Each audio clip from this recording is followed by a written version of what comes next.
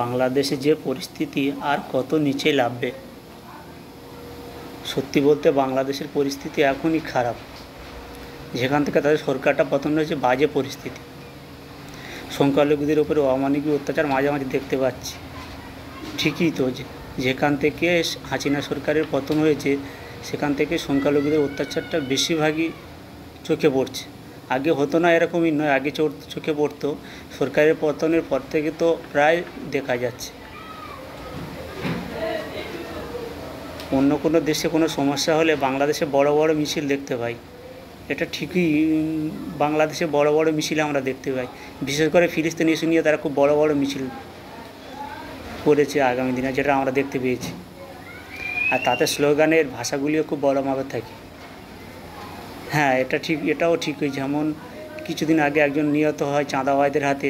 সেখানে মিছিলে আমরা একটা স্লোগান শুনেছিলাম, চাঁদা লাগে, চাঁদা নিয়ে আমার ভাই জীবন দে। নিশ্চয়ই খুব বড় মাপের ভাষা ছিল, বা দৃষ্টি আকর্ষণ করে মানুষের। বাংলাদেশে আবার সেই মিছিল করে ভাঙা হলো সংখ্যালঘুদের ঘর। হ্যাঁ, এটি রংপুরের একটি ঘটনা, যেটি কয়েকদিন আগে ঘটেছে। এটা খুব অমানবিক।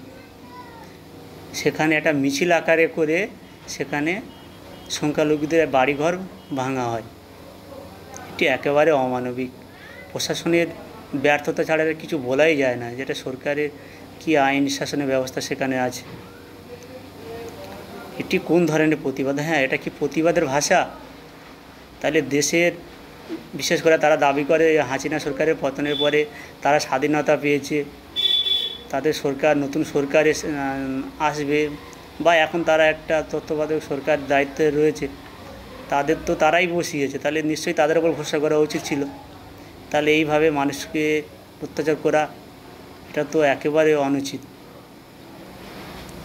যতটুকু জানা যাচ্ছে, একজন ধর্ম নিয়ে বিতর্কিত একটি পোস্ট করে, কেউ একজন রংপুরের ধর্ম নিয়ে কোনো একটি বিতর্কিত পোস্ট করে, তাহলে একজন অপরাধীর জন্য পুরো গ্রামের উপর কেন অত্যাচার করা হলো? হ্যাঁ, এটাও এই দাবিটা তো একেবারে আমাদেরও।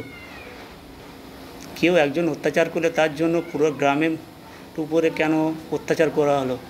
আর তাদের বিশেষ করে ঘর বাড়ি সব ভেঙে দেওয়া হয়েছে। বিশেষ করে বাংলাদেশের ওই রংপুরটা, ওই জায়গাটা যতটুকু আমরা জানি, বর্ষাকালে বেশিরভাগটা ওইটা বুড়ে যায়, বন্যা জলে এমনি বেশিরভাগটাই বুড়ে যায়। তার উপরে এই আবার অমানবিক অত্যাচার করে তাদের বাড়িঘর ভাঙা হয়েছে। নিশ্চয়ই সব বাংলাদেশির উদ্দেশ্যে বলছি না। হ্যাঁ, এটা তো ঠিক, সব বাংলাদেশি কি এর সঙ্গে জড়িত? অবশ্যই নয়। নিশ্চয়ই বাংলাদেশে বড় বড় প্রতিবাদ, বড় বড় ইস্যু কেন্দ্র করে আমরা দেখেছি। কেন সব বাংলাদেশির উপরে এই দোষারোপটা আমরা করবই, বা মানুষ করবে?